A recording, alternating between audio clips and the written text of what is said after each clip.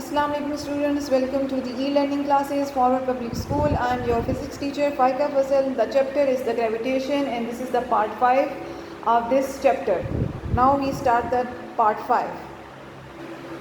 जी students, आज हम पढ़ेंगे सैटेलाइट के बारे में कि सैटेलाइट जो है वो क्या होता है। फिर हम लोग जो है वो आर्टिफिशियल सैटेलाइट को जो है डिस्कस करेंगे और फिर इसकी जो है इसके लिए फार्मूला जो है वो कैलकुलेट करेंगे कि अगर हम किसी सैटेलाइट की स्पीड को मीन्स या वेलोसिटी को फाइंड आउट करना चाहते हैं तो हम कौन सा फार्मूला यूज़ करेंगे।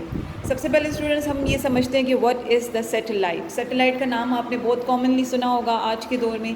सैटेलाइट असल में बच्चे उसको कहते हैं जिसमें हमारे पास जो है कोई भी ऑब्जेक्ट जब किसी भी मैसिव बॉडी के गिर्द जो है घूमता है, ऑर्बिटिंग करता है, उसको हम लोग सैटेलाइट कहते हैं। क्लियर हो गया बच्चे? ये हमारे पास जो है अगर ये जो ऑर्बिट्स जो हैं जो ऑब्जेक्ट्स अल्लाह ताला ने बनाए हुए हैं, जैसे फॉर एग्जांपल कॉमन एग्जांपल हम ले लेते हैं कि हमारे पास जो है सन जो है वो एक मैसिव ऑब्जेक्ट है और उसके अराउंड जो है वो हमारी अर्थ और बाकी तमाम जो प्लैनेट्स हैं वो उसके अराउंड जो है वो घूम रहे हैं, एक अपने ऑर्बिट में घूम रहे हैं। तो ये जो ऑर्बिटिंग की एक ऑर्बिट में घूमना है स्टूडेंट्स, इसको हम कहते हैं सैटेलाइट। क्लियर हो गया स्टूडेंट्स? जैसे हमारे पास सपोज़ करें कि ये हमारी अर्थ है और उसके गिर्द अगर मून रिवॉल्विंग कर रहा है तो ये जो मून है this is the natural satellite.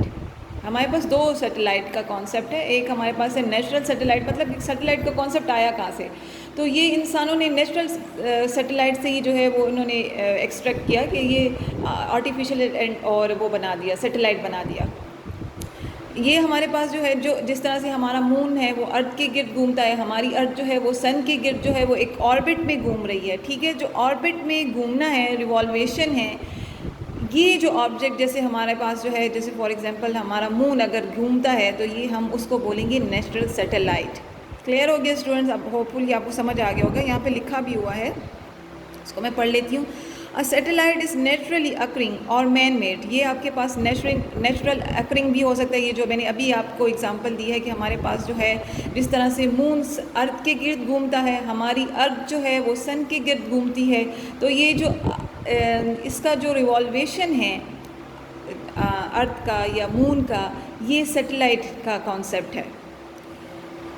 Man made object excuse me that orbits another object larger than itself by so force of gravity। अब ये आपको कह रहे हैं कि इस जो सैटेलाइट के कॉन्सेप्ट में जो बॉडी मूव करेगी उसका छोटा होना और जिसके अराउंड ये मूव कर रही है उसका बड़ा होना ज़रूरी है। क्लियर हो गया? ये क्यों ज़रूरी है ये अभी हम पढ़ेंगे, ताकि हम इसमें जो है वो लॉ ऑफ ग्रेविटेशन भी यूज़ करेंगे और सेंट्रीपिटल फोर्स का कॉन्सेप्ट दोबारा से रिपीट होगा, तो इसलिए जो है हम लोग जो है वो इसको इसमें यहाँ पे यूज़ करेंगे। आगे लिखा हुआ है a natural body orbiting another body so large then that center of mass is well within the larger body is called natural satellite of the body. 6 of the major planets possess natural satellites often termed as moons। ये इन्होंने वही example दे दी। मैंने आपको पहले भी बताया कि अगर हमारे पास जो है ये जो सैटेलाइट का कॉन्सेप्ट है ये नेचर से ही हमने जो है वो अडॉप्ट किया है। और जितने भी कॉन्सेप्ट हैं यूजुअली जो हमारे पास साइंस के जो बेस करते हैं वो हम नेचर से ही अडॉप्ट करते हैं। जिस तरह से ये जो आर्टिफिशियल सैटेलाइट का कॉन्सेप्ट है ये हमने नेचर से अडॉप्ट किया। जैसे हमारे पास इन्होंने एग्जांपल दी मून की। मून हमारे अर्थ के गिर्द घूमता है तो moon is a natural satellite. Earth is a natural satellite क्योंकि अर्थ जो है कोई भी प्लैनेट जो दूसरे मैसिव बॉडी के गिर्द जो है वो घूमेगा या प्लैनेट के गिर्द घूमेगा, that is the natural satellite. इन्होंने इसकी डेफिनेशन लिखी। आर्टिफिशियल सैटेलाइट की जो है डेफिनेशन ये है, ये डेफिनेशन है, इसको आप अंडरलाइन कर लें, हाईलाइट कर लें। Any object purposefully placed into a orbit of earth or other planets, stars or sun are termed as artificial satellite। वो ऑब्जेक्ट्स जो कि जो है वो किसी हमारी अर्थ के गिर्द घूमते हैं और या किसी और प्लैनेट के गिर्द घूम रहे हैं या स्टार के गिर्द घूम रहे हैं, तो वो और जो हमने स्पेशल पर्पस के लिए डिज़ाइन किए हैं। ठीक है ना, हमने अपने पर्पस के लिए, कम्युनिकेशन के लिए, या हमने जो है वेदर फॉरकास्टिंग के लिए, या हमने जो है वो मिलिट्री पर्पसेस के लिए जो सैटेलाइट भेजा है अपने पर्पस के लिए। सैटेलाइट को भेजने का एक आर्टिफिशियल सैटेलाइट को भेजने का एक पर्पस होता है, एक ख़ास मकसद होता है जिसकी वजह से वो भेजा जाता है। तो उसकी बात कर रहे हैं कि अगर आपने जो है किसी पर्पस के लिए उसको जो है वो भेजा है स्पेस में और वो अर्थ के गिर्द घूम रहा है या किसी और प्लेनेट के गिर्द घूम रहा है या सन के गिर्द अराउंड रिवॉल्विंग कर रहा है, तो उसको हम लोग आर्टिफिशियल सैटेलाइट कहेंगे। ये जो है ये डिपेंड करता है कि एक्सक्यूज मी स्टूडेंट्स, ये डिपेंड करता है कि आप सैटेलाइट को किस मकसद के लिए भेज रहे हैं, ठीक है ना। अगर वो जो है वो ज़मीन के बिल्कुल करीब भी हो सकता है, हमारी अर्थ के करीब भी हो सकता है, हमारे अर्थ के दूर भी हो सकता है और बहुत दूर भी हो सकता है। ये डिपेंड करेगा हमारे पर्पस पे कि हमने जो है उसको किस पर्पस के लिए जो है वो भेजा है।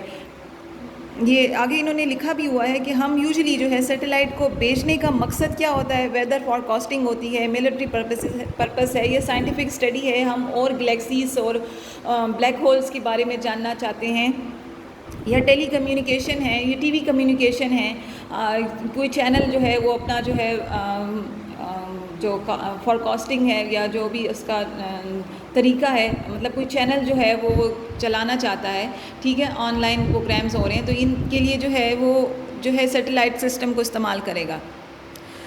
कि ये हम यहाँ पे हमने ये पढ़ लिया कि आर्टिफिशियल जो सैटेलाइट हैं वो बनाए क्यों जाते हैं, वो एक ख़ास मकसद के लिए बनाए जाते हैं। क्लियर हो गया। जिस तरह से हम लोग आजकल देखते हैं कि हमारे पास जो है वो टेली कम्युनिकेशन है या हमारे मोबाइल कम्युनिकेशन है वो बहुत ज़्यादा जो है वो फास्ट हो गई है, वो ये तमाम जो है ये हमारे पास या ग्लोबल जो है वो हमारे पास ये जो GPRS सिस्टम है, इसमें भी हमारे पास जो है ये सैटेलाइट का बहुत बड़ा रोल है।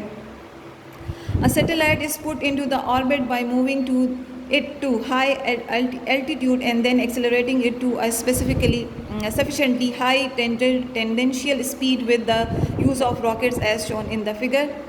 ये फिगर हमारी 5.7. If the speed is too high, the spacecraft either move in the elliptical orbit or will not be confined by the Earth's gravity and will escape, never to return. If the speed is too low, it will be fall back to the Earth. Satellites are typically put into the circular or nearly circular orbits because such orbits require the least take-off speed. You may be wondering what keeps a satellite up. The answer is its high speed, and if the satellite is in orbit stop moving, it will fall directly to the earth, but the sufficient speed satellite would orbit in space around the larger body. अब इन तमाम लाइनों में क्या लिखा हुआ है, इस तमाम लाइनों में ये लिखा हुआ है स्टूडेंट्स कि हमारे पास जो सैटेलाइट है उसके पास एक स्पेसिफिक एक कांस्टेंट स्पीड है, ठीक है ना, जिसको हम एक टेंडेंशियल स्पीड जिसको हम लोग वेलोसिटी कहेंगे, उसके पास एक स्पेसिफिक वेलोसिटी है, जिस तरह कांस्टेंट वेलोसिटी है, जिसकी वजह से जो है वो अपनी एक ख़ास वेलोसिटी से जो है वो रिवॉल्विंग कर रहा होता है। अगर ये स्पीड बहुत ज़्यादा होगी तो ये तो स्पेस में गुम हो जाएगा और अब जो इसका जो ऑर्बिट है उसको ऑर्बिटिंग जो है वो कर नहीं पाएगा, और अगर ये स्पीड बहुत कम हुई तो ये जो है अर्थ पे जो है ये गिर जाएगा। यहाँ पे इन्होंने ये लिखा हुआ है। अब एक क्वेश्चन आपके पास ये आता है कि ये क्वेश्चन बाद में डिस्कस करते हैं, और एक बात ये भी हम लोग डिस्कस कर लेते हैं कि जो सैटेलाइट्स हैं ये जाते कैसे हैं स्पेस में। तो सैटेलाइट्स जो हैं ये रॉकेट के थ्रू जो है ये भेजे जाते हैं स्पेस में। रॉकेट जो हमने जो है चैप्टर नंबर 3 में डिस्कस किया था रॉकेट प्रोपल्शन में, कि रॉकेट जो है उसका जो है उसके स्पेसिफिक पार्ट्स होते हैं, कुछ पार्ट्स होते हैं जो आफ्टर सम टाइम जो है वो ज़मीन पे गिरते जाते हैं। तो ये जो रॉकेट है इसका मकसद जो होता है ये सैटेलाइट को ऊपर स्पेस तक एक ख़ास एल्टीट्यूड तक पहुंचाना होता है। उसके बाद रॉकेट वापस जो है वो ज़मीन पे गिर जाता है और सैटेलाइट को एक पुश दे देता है, और यानी कि एक मोशन देता है जिसकी वजह से जो प्रोवाइड कर देता है, जिसकी वजह से वो जो है एक मोमेंटम प्रोवाइड कर देता है। एक प्रॉपर वर्ड्स में ये कहेंगे कि एक मोमेंटम प्रोवाइड कर देता है, जिसकी वजह से जो है वो सैटेलाइट जो है वो उस अपने ऑर्बिट के गिर्द जो है वो घूमना शुरू कर देता है, और उसकी एक स्पेसिफिक स्पीड होती है जिसकी वजह से जो है वो चलता रहता है अपने ऑर्बिट में, ना वो ज़मीन पे गिरता है और ना वो कहीं जो है वो स्पेस में खो जाता है।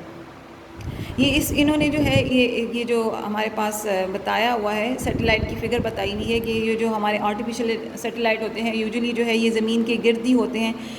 ये जो है इंसान ही बनाते हैं और इंसानों ने अपने मकसद के लिए जो है भेजे होते हैं। कुछ जो हैं उनकी इन स्पीड का बताया, टेंडेंशियल स्पीड का बताया, हम इसका कॉन्सेप्ट जो है वो पढ़ चुके हैं चैप्टर नंबर 2 में, आपको समझ आ गई होगी। टेंडेंशियल स्पीड मीन्स कि इसकी स्पेसिफिक स्पीड होती है विद द प्रॉपर डायरेक्शन, तो इसको वेलोसिटी कहेंगे।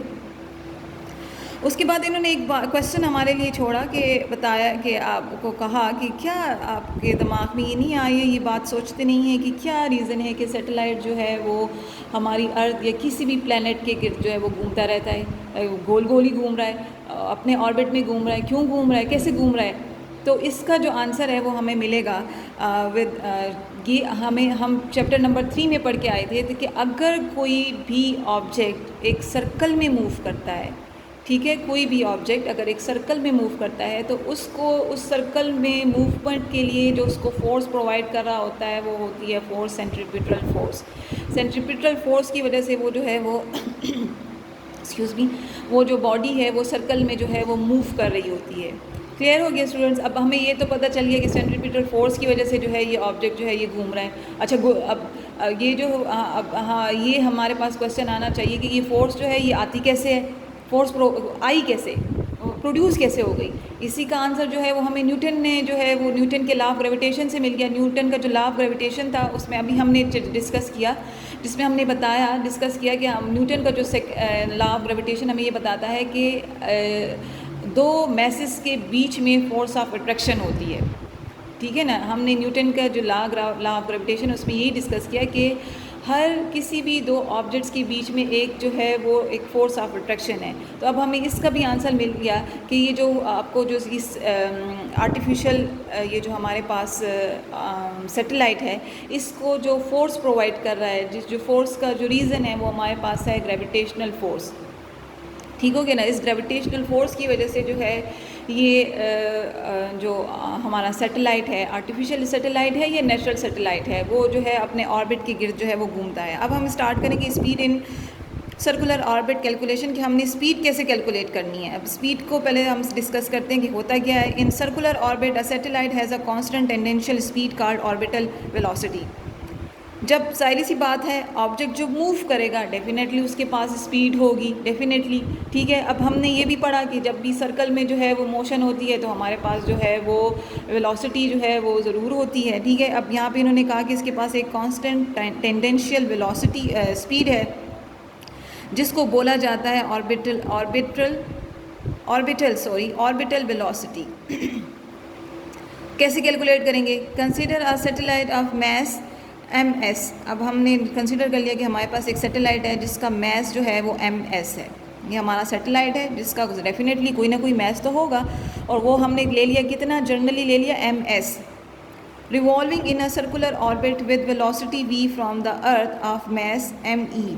अब ये आपको कह रहे हैं कि ये हमारी अर्थ है जिसका मैस जो है वो me है, और दूसरी तरफ हमारे पास जो है सैटेलाइट का मैस है जो हमारे पास है ms।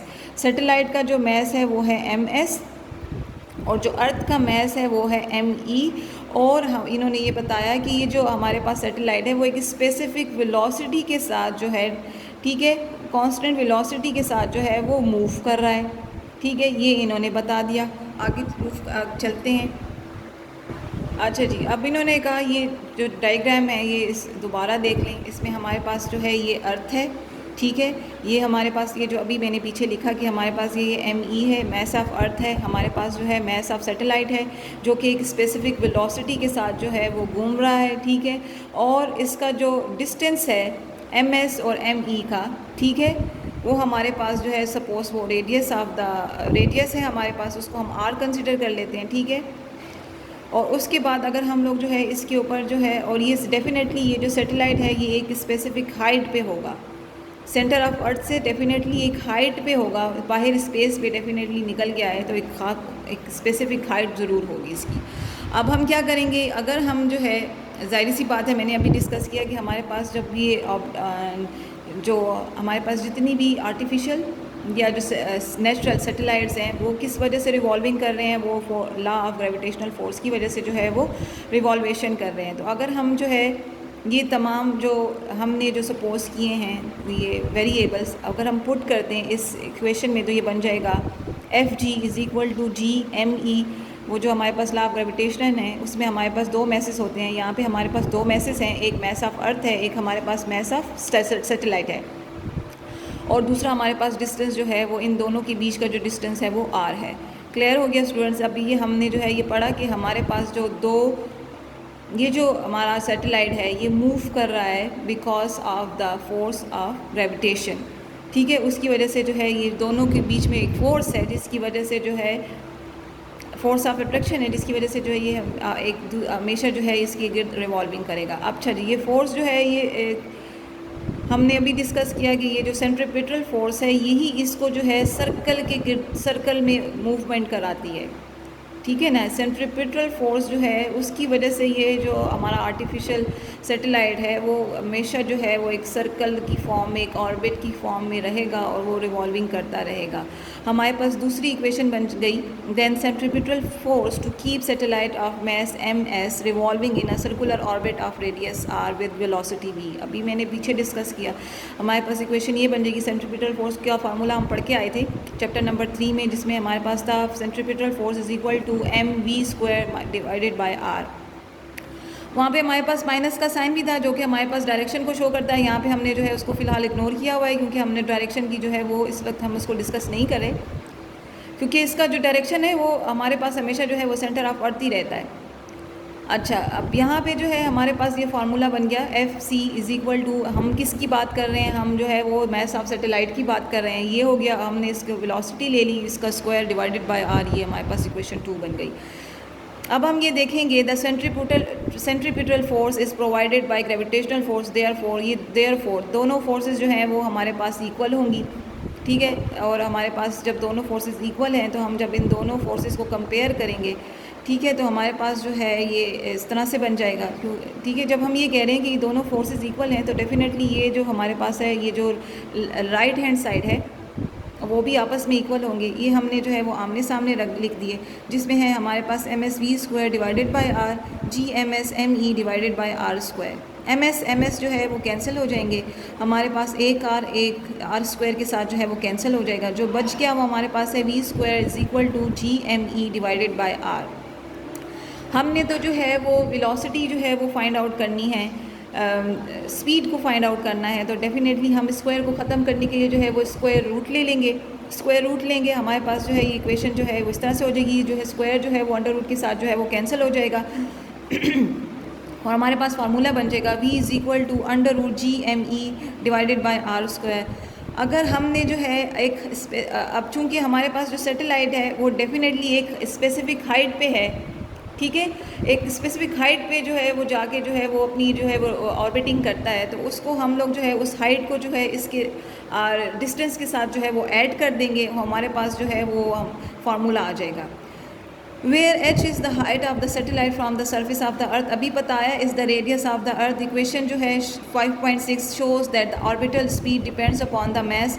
ये जो हमारे पास ये इक्वेशन है ये बता रही है कि हमारे पास जो स्पीड है वो डिपेंड करेगी मास ऑफ द अर्थ के ऊपर, जो भी हमारे पास मास ऑफ प्लैनेट है, अर्थ है या कोई और जुपिटर है, एनी प्लैनेट, उसके ऊपर डिपेंड करती है और डिस्टेंस के ऊपर डिपेंड कर रही है और हाइट पे डिपेंड कर रही है, मतलब डिस्टेंस के साथ हाइट भी है, जितना डिस्टेंस होगा उसके साथ जो है उसकी वेलोसिटी जो है डिपेंड करेगी। And the distance from the centre of the earth to the centre of mass satellite and does not depend upon the mass of satellite. ये जो आप इन्होंने ये बताया कि सैटेलाइट की जो स्पीड है वो उसके अपने मास के ऊपर डिपेंड नहीं कर रही, बल्कि वो डिपेंड कर रही है डिस्टेंस के ऊपर और डिपेंड कर रही है उस प्लैनेट की, जिस प्लैनेट के गिर्द वो रिवॉल्विंग कर रहा है उस पर डिपेंड कर रही है।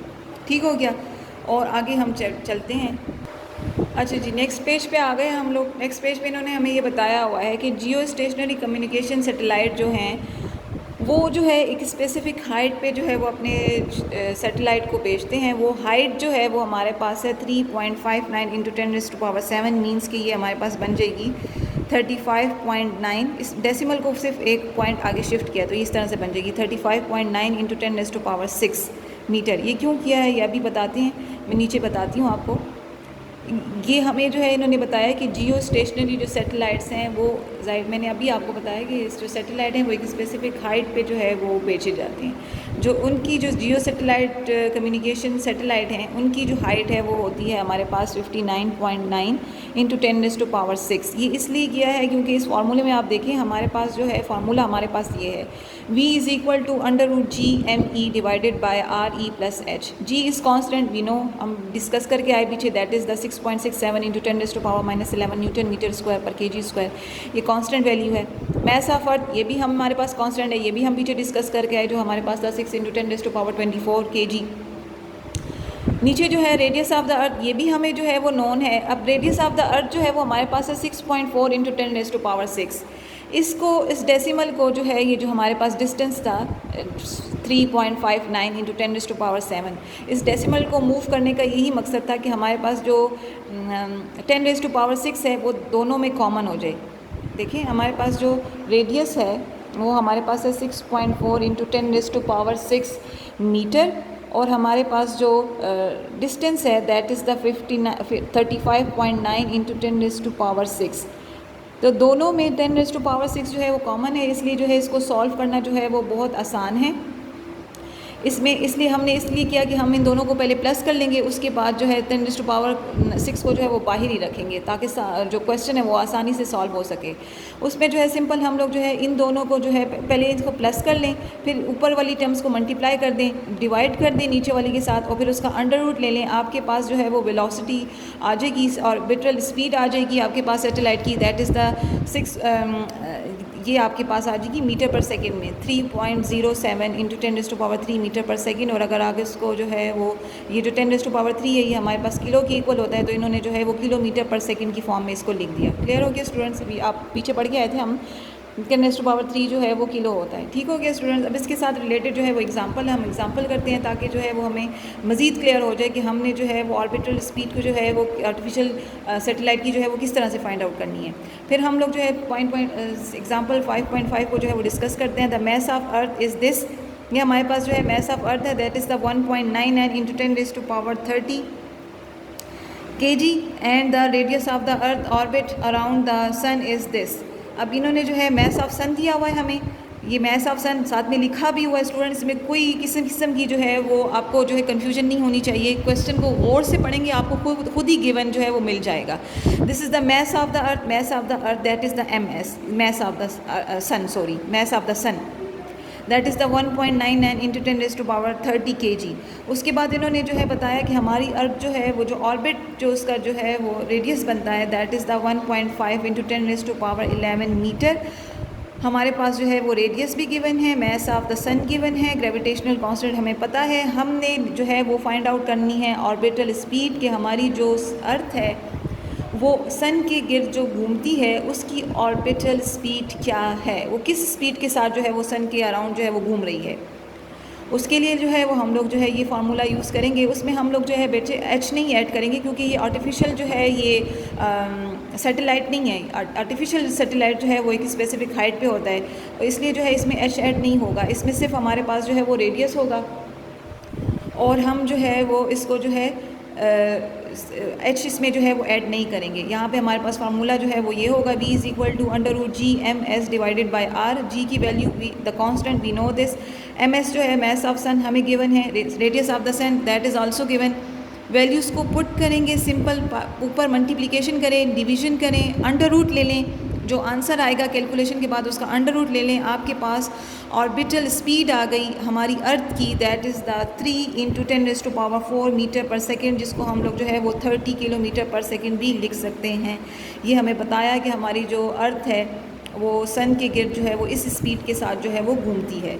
क्लियर हो गया? इसी से रिलेटेड हमारे पास जो है वो असाइनमेंट है 5.5, इसको जो है वो हम लोग मैं आपको जो है गिवन बता देती हूँ, आप लोग इसको खुद ही इंशाअल्लाह ताला कर लेंगे।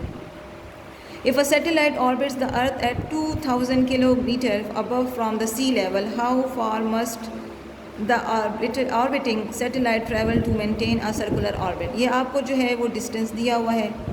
ये आपके पास जो है आर्टिफिशियल सैटेलाइट की एग्जांपल है, उसके थ्रू आप करेंगे। ये आपके पास है हाइट। क्लियर हो गया स्टूडेंट्स? ये आपको दिया हुआ है और आपको जो है कह रहे हैं कि आपने जो है वो फाइंड आउट करना है कि किस तरीके से ये जो है अपनी ऑर्बिटल जो है वो स्पीड को मेंटेन करेगा। क्लियर हो गया? अब आपने जो है ये इसमें जो फार्मूला लगाएंगे वो आप ये फार्मूला लगाएंगे, V is equal to √GME divided by RE plus H। G is constant, you know this. ME is constant, you know this. Mass of the earth ऊपर किया 6 into 10⁻24 kg. Radius of the earth, you know this, that is the 6.4 into 10⁻6 meter, and height is this, ये हमें given है। इसमें values को put करें, value को calculate करें, इंशाल्लाह आप ज़रूर कर लेंगे। होपफुली आपको ये जो है ये टॉपिक समझ आ गया होगा। और ये हमारे पास जो है इस चैप्टर का जो है वो लास्ट टॉपिक था। इसके बाद हमारा ये जो चैप्टर जो है ये कंप्लीट हो गया है। होपफुली आपको ये तमाम चैप्टर ज़रूर समझ आया होगा। Stay safe, stay home. Thank you. अल्लाह हाफ़िज़।